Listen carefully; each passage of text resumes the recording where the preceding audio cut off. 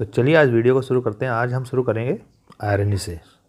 तो last video में हम लोग देख चुके थे ये जो कि अपनी फिगर ऑफ स्पीच थी पैराडॉक्स। तो पैराडॉक्स में जो हमारी बात देखने में मिलती है कि उल्टी है लेकिन होती सही है। तो चलिए अब आयरनी को देखते हैं क्या है। तो आयरनी जो होती है ना, is the use of words it conveys to convey a meaning that is opposite to what is actually said. तो यहाँ पर बस यही है कि यहाँ पर अपोजिट मीनिंग होती है और जो एक्चुअली कहा जाता है उससे, जैसे कहा कुछ जाए उसका जस्ट उल्टा समझ लीजिए, ये होता है आयरनी। आयरनी के अगर काइंड्स भी देख लें तो वैसे 3 होते हैं। तो मोस्टली हम लोग देखते हैं, एक तो वर्बल आयरनी होती है, जब हम लोग कुछ बात करते हैं तो बात करने में अगर सेंस उल्टा दे रहा है तो वहाँ पर वर्बल आयरनी होगी। दूसरा होती है ड्रामेटिक आयरनी। तो ड्रामेटिक आयरनी जैसे शेक्सपियर वगैरह जो हैं, जो आयरनी यूज़ करते हैं अपने ड्रामाज में, तो उसे ड्रामेटिक आयरनी कहते हैं, जहाँ पर जो रीडर्स हैं उस बात को समझ रहे होते हैं कि ये इसकी मीनिंग क्या जाएगी, लेकिन वहाँ पर जो कैरेक्टर्स दूसरे सुनने वाले होते हैं उनको ये बात नहीं जानकारी होती। एक इसे कहेंगे हम आयरनी ऑफ फेट और डेस्टिनी। एक आयरनी ऑफ फेट और डेस्टिनी, इसको ये भी कहते हैं। अच्छा, एक और है सिचुएशनल आयरनी। सिचुएशनल आयरनी में क्या होता है, जब कोई सिचुएशन ही ऐसी बन जाती है, मान लिया हम जा रहे हैं किसी और काम से और ऐसी सिचुएशन बन जाए, जाना था पूरब और चले जाए पश्चिम, तो वहाँ पर सिचुएशनल आयरनी कहलाएगी। तो जैसे मैकबेथ जो है बनना चाहता था किंग और हो गया उसके साथ में कि वो एक विलेन बन गया, तो वहाँ पर हम सिचुएशनल आयरनी कहेंगे या ड्रामेटिक आयरनी भी कह सकते हैं उसको। चलिए अब आगे एग्जांपल्स देखते हैं इसके इम्पोर्टेंट। तो सबसे पहला एग्जांपल जो है इसका ओथेलो का है। जब वो कहता है आई थिंक दाउ डस्ट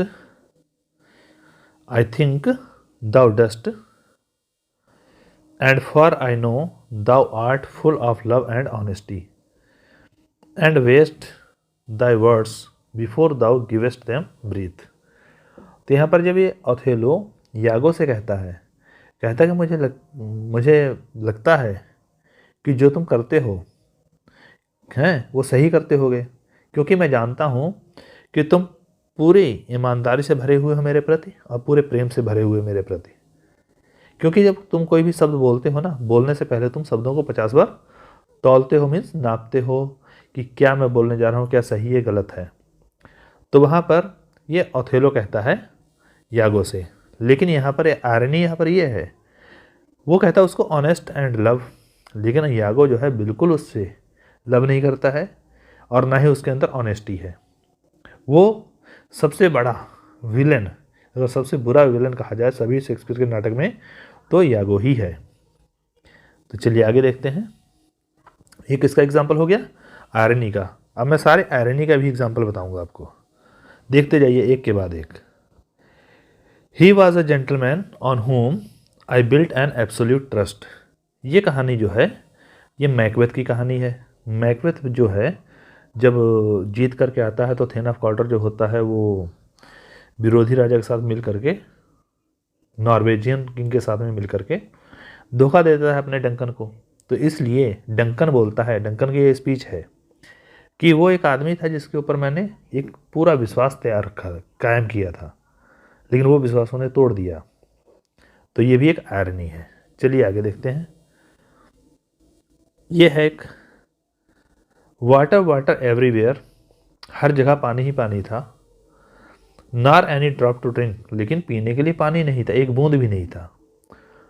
है ये कहाँ से लिया गया है, तो देखिए water water everywhere not a drop from to drink, पीने के लिए कोई पानी की बूंद भी नहीं थी। तो ऐसा कभी हो सकता है जहाँ पानी होगा पीने के लिए नहीं होगा? है यहाँ पर कि समुद्री पानी था, खारा पानी था, पीने वाला था ही नहीं वो। तो ये कहानी राइम ऑफ एंशिएंट मैरिनर से लिया गया है, जिसके राइटर पोएट एस.टी. कॉलरिज हैं। आप जानते होंगे एस.टी. कॉलरिज, जिन्होंने वर्ड्सवर्थ के साथ मिल करके लिरिकल बैलेट्स लिखे थे, और उसमें वर्ड्सवर्थ ने 19 लिखे थे और प्लस 4 उसके थे, तो टोटल 23 होते हैं। चलिए आगे देखते हैं। फिर आगे है रोमियो और जूलियट में है कहानी, O my love my wife death that hath stuck the honey of thy breath hath had no power yet upon thy beauty. तो कहता अरे मेरी वाइफ तुम्हें क्या हो गया, तुम मर गई, ऐसे कहता है। और फिर वो कहता है कि मौत ने, जिसने तुम्हारे अंदर से हनी तो खींच लिया, हनी मीन्स आत्मा, आत्मा तो ले गई, मार दिया, लेकिन तुम्हारी सुंदरता को अभी भी खराब नहीं कर पाई। तो ये रोमियो बोलता है जूलियट, जब जूलियट को 42 घंटे के लिए एक पोजन दिया गया था, तो जो इंटॉक्सिकेशन टाइप का था उसमें वो कोमा में चली गई थी 42 घंटे के लिए। ये जूलियट को पता नहीं था और रोमियो को पता नहीं था। रोमियो आता है और देखता है कि वो तो मरी हुई है, तो ये खुद भी तलवार मार लेता है अपने। और जब ओफेलिया सॉरी जूलियट को जब होश आता है तो वो उठती है और वो कहती है कि इसको देखती मरा हुआ, तो वो भी अपने मार के मर जाती है। तो ये कहानी ट्रेजेडी है एक प्रकार की। ये मैं फिगर ऑफ स्पीच बता रहा हूँ कि आयरनी है, तो इसमें आपको जो शेक्सपियर अपने सिलेबस में है टीजीटी में, उसमें से आपको ऑब्जेक्टिव क्वेश्चंस भी याद हो जाएंगे कि किसने कहा है। तो आप इसको बढ़िया से देखते रहिए। अगला है कि I thrice presented him kingly crown, मैंने 3 बार उसको प्रस्तुत किया था एक राजा वाला मुकुट विच ही, आगे देखते हैं, विच ही डिड थ्राइस रिफ्यूज, उसने 3 बार उसे रिफ्यूज कर दिया था। वाज दिस एम्बिशन, क्या इसी को महत्वाकांक्षा कहेंगे। Yet Brutus says he was ambitious, लेकिन फिर भी ब्रूटस कहता है कि वो एम्बिशियस था, महत्वाकांक्षी था। And sure he is an honourable man, और निश्चित रूप से वह एक ईमानदार आदमी था। मीन्स ये जो है ना, ये जूलियस सीजर जब मर जाता है, उसके मरने के बाद में जूलियस सीजर की कब्र के ऊपर उसकी डेड बॉडी जो थी पड़ी हुई, वहाँ पर आकर के स्पीच देता है, बोलता है। वो कहता है कि मैं यहाँ पर, एक इसकी ये भी स्पीच बढ़िया है कि I have come to bury Caesar not to praise him. तो वही एंटोनियो की स्पीच है, जूलियस सीजर में से एंटोनी की। तो यहाँ कह रहा 3 बार उसे क्राउन दिया गया और 3 बार उसने रिफ्यूज़ कर दिया, किसने, जूलियस सीजर ने। और फिर भी ब्रूटस कहता है कि वो महत्वाकांक्षी था। अरे जो महत्वाकांक्षी होगा तो मुकुट को तो एकदम एक्सेप्ट कर लेगा तुरंत, लेकिन ब्रूटस इसका उल्टा कह रहा है। तो ये कहानी यहाँ पर भी आयरनी मिलती है, क्योंकि he is an honourable man, मतलब यहाँ पर ब्रूटस के बारे में वो जानता है कि ब्रूटस कॉन्स्पिरेटर्स के साथ में मिल गया है, लेकिन उसे फिर भी विश्वास है कि वो ईमानदार है। तो चलिए, फिगर ऑफ स्पीच यहाँ पर कौन सी है, आयरनी है। और कहानी किसमें की है, लाइनें किसमें की हैं, जूलियस सीजर की हैं। और बोली किसने है, एंटोनी ने बोली है। चलिए आगे देखते हैं। अब ये मैकबेथ की कहानी है। Duncan is in his grave, Duncan अपनी कब्र में है। After life fitful fever he sleeps well, और जीवन के जो फिटफुल दौरे से भरे हुए, मतलब परेशानी वाले, फीवर, दुख, दर्द, परेशानियाँ, उसके बाद में ही स्लीप्स वेल, वो अच्छे से सो रहा है। Treason has done his worst, और देशद्रोहिता ने उसका बहुत बुरा किया है। नार स्टील नार पॉइजन, और ना ही वहाँ पर कोई स्टील ना पॉइजन की बात है। मैलिस डोमेस्टिक, ये एक मैलिस घृणा की बात है। Foreign levy nothing can touch him further, यहाँ पर ये जो मैकबेथ कहानी है उसमें मैकबेथ कह रहा है कि आज हमने डंकन, सोचते थे कि डंकन को मार करके हमें पीस मिल जाएगी, शांति मिल जाएगी, लेकिन उसकी शांति पाने के लिए खुद हमने डंकन को ही पीस में भेज दिया, शांति में भेज दिया है। अब चाहो उसका पॉइजन भी कुछ नहीं कर सकता, स्टील वगैरह में इस तलवार वगैरह भी उसका कुछ नहीं कर सकती, और नफरत जो है लोगों की वो भी नहीं कुछ कर सकती। अब उसे कोई टच भी नहीं कर सकता, किसको, डंकन को, क्योंकि Duncan is no more, Duncan अब मर चुका है। तो ये मैकबेथ की स्पीच है। तो ये भी आशा करते हैं आपको समझ में आई होगी। और है काहे कि ये आयरनी की, आयरनी कैसे हुई यहाँ पर, इस स्पीच में देखिए कि दूसरों को चाहता था खुद की शांति पाना, लेकिन दे दी डंकन को शांति। यहाँ पर उल्टी बात है, कहा मैंने सोचा था अपने लिए, लेकिन हो गया फायदा डंकन का। अगला है I will not marry yet, मैं अभी मतलब शादी नहीं करूँगी। एंड व्हेन आई डू, और जब भी मैं शादी करूँगी, आई स्वेयर, मैं कसम खाती हूँ, इट शैल बी रोमियो, तो वो रोमियो ही होगा। होम यू नो, जिसको तुम जानते हो। आई हेट, मैं नफरत करती हूँ। रादर देन पेरिस, पेरिस से भी ज़्यादा, तो जूलियट कहती है। तो जूलियट की स्पीच है, जूलियट कहती है कि अगर मैं शादी करूँगी फ्यूचर में तो रोमियो से ही करूँगी, और अभी रोमियो से मैं नफरत करती हूँ। तो यहाँ पर आयरनी कैसे हुई? तो यहाँ पर एक तो हेट है और दूसरा मैरी की बात कर रही है। तो जो नफरत करेगा किसी से वो शादी कहाँ करेगा? लेकिन यहाँ पर ऐसा दिया गया है कि मैं शादी भी उसी से करूँगी और उससे नफरत भी करती हूँ। तो ये किसकी लाइनें हैं? जूलियट की। और कहाँ से ली गई हैं? रोमियो एंड जूलियट से। तो आशा करते हैं आपको पसंद आ रहा होगा कि इसमें आपके दोनों तैयारियां हो रही हैं, एक तो लाइनें पहचानने में मिल रही हैं और प्लस साथ में फिगर ऑफ स्पीच कौन सी है ये भी पता चल रहा है। तो जहाँ तक कोशिश हुई थी कि मैंने एक फिगर ऑफ स्पीच को लेकर के उसके ज़्यादा से ज़्यादा एग्जाम्पल, और वो भी अपने राइटर से ही, शेक्सपियर से ढूंढे हैं। तो अ लिटिल मोर देन किन ये कहता है थोड़ा सा रिश्तेदार से ज़्यादा, एंड लेस देन काइंड और दयालु से थोड़ा कम। ये हैमलेट की स्पीच है। तो क्लाउडियस ने इसके पिता को मारा था, तो उसी के बारे में ये बोल रहा है कि रिश्तेदारी से थोड़ा सा ज़्यादा और दयालुता से थोड़ा कम। चलिए आगे देखते हैं। तो जितना घनिष्ठ होगा वो दयालु तो होगा, लेकिन इसमें क्या है? दयालुता में कम है। My thought whose murder yet is but fantastical. मेरा विचार जिसका मर्डर जो है वो अभी तक कल्पना है। Sex so my single state of mind, वो मेरे मानव स्थिति की जो अवस्था है उसको हिला देता है।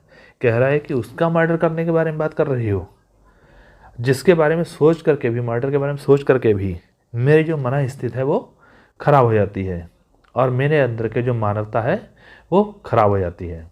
That function is smoother in surmise, और इसका फंक्शन बड़ा कोमल होता है। तो ये किसमें का है? हाँ, and nothing is but what is not, और ये कहता कुछ नहीं है सिवाय उसके जो कुछ नहीं है। तो यहाँ पर एक इस तरीके से बताया गया है कि हम सोच रहे हैं वो कुछ नहीं, बेकार में हम लोग लड़ाई कर रहे हैं, परेशान हो रहे हैं और मार रहे हैं एक दूसरे को, कुछ नहीं है। तो ये मैकबेथ कह रहा है। तो मैकबेथ जो है यहाँ पर डंकन के मर्डर से पहले की बात कर रहा है कि हम लोग जो सोच रहे हैं, इसको सोच करके जब हम इतना डर रहे हैं तो मारने के बाद में क्या होगा हमारा। ये मैकबेथ की कहानी लाइन है और मैकबेथ ही बोलता है, और इसमें साथ ही साथ क्या है? आयरनी फिगर ऑफ स्पीच है। तो इस प्रकार से आयरनी की खत्म हो गई पूरी कंप्लीट। जहाँ तक कोशिश हुई मैंने आपको ज़्यादा से ज़्यादा बताने की कोशिश की है। अब बात करते हैं अपोस्ट्रोफे के, और एग्जाम्पल और भी मिलेंगे तो देखते रहेंगे बाद में। अपोस्ट्रोफे क्या होता है? An apostrophe is a figure of speech when a character addresses someone or something. जब करेक्टर किसी आदमी को, किसी चीज़ को एड्रेस करता है, that isn't present or can't respond, जो चीज़ वहाँ पर होती नहीं है और रिस्पॉन्स नहीं दे सकती, मीन्स नॉन लिविंग थिंग्स भी हो सकती हैं। फिर ऐसी में दिया हुआ the character might speak to someone, character किसी से बात कर सकता है, वो डिसीज मरा हुआ हो सकता है। इन एनिमेट मीन्स निर्जीव चीज़ हो सकती है, ऑब्जेक्ट हो सकता है, और अ कॉन्सेप्ट या कोई विचारधारा हो सकती है। तो जैसे आप देखते हैं जिसमें ऐसा लगे पोएट किसी से बात कर रहा है, तो वहाँ पर अपोस्ट्रोफी फिगर ऑफ स्पीच पाई जाती है। तो देखिए क्या है पहला, O Romeo Romeo wherefore art the Romeo, अरे रोमियो रोमियो तुम रोमियो क्यों हो। ये विलियम शेक्सपियर ने कहा है, और कहानी कहाँ की है? रोमियो एंड जूलियट की है, और बोला कौन है? जूलियट बोली है। तो आपको एक साथ 3-4 पॉइंट समझ में आ गए। पॉइंट नंबर 1 क्या है कि इसमें फिगर ऑफ स्पीच कौन सी है? अपोस्ट्रोफे, क्योंकि यहाँ पर ओ लगा है, जैसा लग रहा है कि रोमियो को बुला रही है। और दूसरा नंबर किसने बोला है, मतलब ये स्पीच किसकी है? तो ये जूलियट की है। कहाँ मिलती है? रोमियो एंड जूलियट में मिलती है। इसके राइटर कौन है? William Shakespeare. चलिए आगे देखते हैं। कम यू ओ स्पिरिट्स, आत्माओं आओ, ओ आत्माओं आओ, दैट टेंड ऑन मॉर्टल थॉट्स, जो नस्वर विचार, मतलब लोगों के विचारों पर टेंड करते हैं। अनसेक्स मी हियर, मुझे यहाँ पर अनसेक्स कर दो, मीन्स मैं स्त्री हूँ, मुझे ना तो स्त्री रहने दो ना पुरुष रहने दो, तो इस प्रकार की मुझे बना दो नॉन लिविंग जैसे, मेरे अंदर हार्ट ना हो। तो ये लेडी मैकबेथ बोलती है, और मैकबेथ की कहानी में से ही ये करेक्टर लिया गया है और स्पीच ली गई है, और ये स्पीच किसकी है? लेडी मैकबेथ की है। शुरुआती लाइनें हैं ये। चलिए आगे देखते हैं। हाँ, फिगर ऑफ स्पीच कौन सी है? अपॉस्ट्रोफ है, क्योंकि यहाँ पर आवाहन कर रही है। किसका आवाहन कर रही है? यू स्पिरिट्स, आत्माओं का, मतलब बुरी आत्माओं का, जिसे विचेस कहेंगे। चलिए आगे देखते हैं। ओ गॉड, गॉड, हे भगवान, how weary stale flat and unprofitable seems to me all the uses of this world. Hamlet कहता है कि अरे ईश्वर, हे भगवान, कि मुझे कितना ये उबाऊ, बासा, बेकार, अनप्रॉफिटेबल, है ना, सब कुछ, इस संसार का जो यूज़ है, मुझे सब कुछ बेकार लग रहा है, यूजलेस लग रहा है। ये हैमलेट की लाइन है, एक्ट 1 सीन 2 की लाइन है, ये भी याद रखिए। और इसमें क्या मिल रहा? ओ गॉड। ओ गॉड से आप पहचान जाएंगे कि अपॉस्ट्रोफी फिगर ऑफ स्पीच है। अगला देखते हैं। ग्रिम डेथ, है ना, धुंधली मौत। How foul and लोथसम is thine image, तुम्हारी कितनी भद्दी और आलस्य से भरी हुई इमेज है। तो यहाँ देखिए, ऐसा लगा मौत से बात कर रहा हो। ग्रिम डेथ मतलब भद्दी मौत, ऐसा लगता है मौत से बात कर रहा हो। ये कहानी जो है टेमिंग ऑफ द श्रू की लाइनें हैं। टेमिंग ऑफ द श्रू जो है ये कॉमेडी है, विलियम शेक्सपियर की अर्ली कॉमेडीज में आता है, तो वहाँ पर की ये लाइन है। चलिए आगे देखते हैं। कम थिक नाइट, आओ घनी रात, and pall thee in the dunnest smoke of hell, और अपने आप को रात, अपने आप को बहुत नरकी अंधेरे से भर लो। मीन्स रात हो जाए, इतनी काली हो जाए कि that my keen knife see not the wound, कि मेरा गहरा चाकू जो है, मतलब तेज चाकू जो है, वो भी ना देख पाए जख्म इट मेक्स, जो ये बनाता है। मतलब यहाँ पर मैकबेथ खुद आवाहन करता है, कहता है कि अरे काली रात, तुम आ जाओ, और जो मैं जख्म करूँगा, घाव दूंगा डंकन को, वो डंकन का घाव भी ना देख पाए, मेरा चाकू ही ना देख पाए। तो ये कहानी मैकबेथ की है, और मैकबेथ ही बोल रहा है। स्पीच किसकी है? मैकबेथ की है। आयरनी कहाँ से यहाँ पर है कि काली रात आओ, चाकू यहाँ पर होता है, चाकू ही ना देख पाए मेरे जख्म को, जो जख्म करेगा वो चाकू ही ना देख पाए। क्या ऐसा संभव है? नहीं ना। तो सॉरी, यहाँ पर कम थिक नाइट, रात से कहा गया, सॉरी, यहाँ पर क्या कहा गया है? रात को आवाहन किया गया है कि रात आओ। तो ऐसा लग रहा है जैसे रात को बुला रहा है, रात से बातें कर रहा हो। तो अपॉस्ट्रोफी फिगर ऑफ स्पीच है। अगला देखिए। अराइज फेयर सन, उठो अच्छे सूरज, and kill the envious moon, और ईर्ष्यालु चांद को मार डालो। सूरज जल्दी जल्दी उगो और ईर्ष्यालु चांद को मार डालो।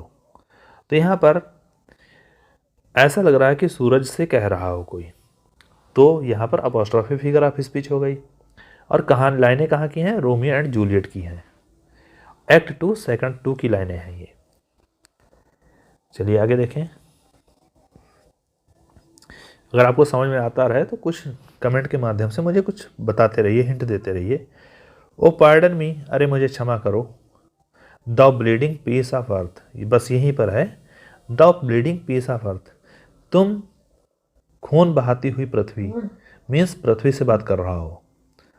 तो यहाँ पर क्या है? ऐसा लगा, हे धरती माता मुझे माफ़ कर दो। तो ऐसा लग रहा है जैसे कि धरती से बातें कर रहा हो, पृथ्वी से बातें कर रहा हो। तो ये कौन सी हो गई? अपॉस्ट्रोफी फिगर ऑफ स्पीच हो गई। और करेक्टर कौन है? एंटोनी। स्पीच किसकी है? एंटोनी की है। किस में है? जूलियस सीजर में है। तो ये भी आपके पॉइंट साथ में तैयार होते जा रहे हैं। चलिए आगे देखते हैं। ओ हैप्पी डैगर, अरे खुश तलवार, दिस इज द स्टीद, ये तुम्हारी सीध है, म्यान है। There rust and let me die, और वहाँ पर जंग लग जाओ और मुझे मरने दो। इस प्रकार से रोमियो और जूलियट की कहानी की है लाइन। और जूलियट बोलती है, कहती है ओ खुशहाल तलवार, है ना, ये तुम्हारी म्यान है, और बस अब मुझे मरने दो। तो यहाँ पर बस ये है, ऐसा लग रहा है जैसे तलवार से बात कर रही हो। कौन? जूलियट। तो ये लाइनें किसकी हैं अगर पूछ लिया जाए? O happy dagger, this is thy sheath, there rust and let me die. तो ये जूलियट बोलती है। किस में बोलती है? रोमियो एंड जूलियट में बोलती है। इसको लिखा किसने है? विलियम शेक्सपियर ने। चलिए आगे देखते हैं। Is this a dagger? क्या ये तलवार है? विच आई सी बिफोर मी, जो मुझे मेरे सामने दिखाई दे रही है। The handle towards my hand, जो उसका हत्था है मेरे हाथ की तरफ है। कम, आओ, लेट मी क्लच दी, मुझे अपने आप को पकड़ने दो। मतलब कह रहा है तलवार से, तलवार तुम आओ ताकि ताकि मैं तुम्हें पकड़ सकूं। तो यहाँ पर मैकबेथ की लाइनें हैं और मैकबेथ ही बोल रहा है, जो कि राजा किंग डंकन के मर्डर से जस्ट पहले। तो यहाँ पर पॉइंट एक और ध्यान देने वाला है कि पोर्टर सीन, ये लाइनें किस में की हैं? सॉरी, ये लाइनें जो हैं डैगर सीन की हैं। तो एक्ट 2 सीन फर्स्ट जो है, डैगर सीन किस में आता है? एक्ट 2 सीन फर्स्ट में आता है मैकबेथ में। उसके बाद में डंकन की हत्या कब होती है? एक्ट 2 सीन 2, ठीक है। और उसके बाद में एक्ट 2 सीन 3 में ही पोर्टर सीन आ जाता है। तो आप इसको याद रखिए 2-3 बातों को। तो यहाँ पर ऐसा लग रहा है कि तलवार से बात कर रहा हो कि तलवार तुम आओ ताकि मैं तुम्हें पकड़ लूँ। तो ये मैकबेथ की लाइनें हैं और साथ में अपॉस्ट्रोफी फिगर ऑफ स्पीच भी है। तो दोस्तों आपको आशा करते हैं आपको अच्छा लग रहा होगा। और वर्क ऑन काम करो माई मेडिसिन, अच्छा काम कर गई माई मेडिसिन, मेरी दवाई। वर्क काम करो, यहाँ पर काम करो ही है। 10 क्रेडुलस फूल्स, ऐसे मूर्ख जो हैं आर काट पकड़े जाते हैं। इसी तरीके से मूर्ख जो होते हैं लोग वैसे पकड़े जाते हैं। तो यहाँ पर क्या कर रहा है?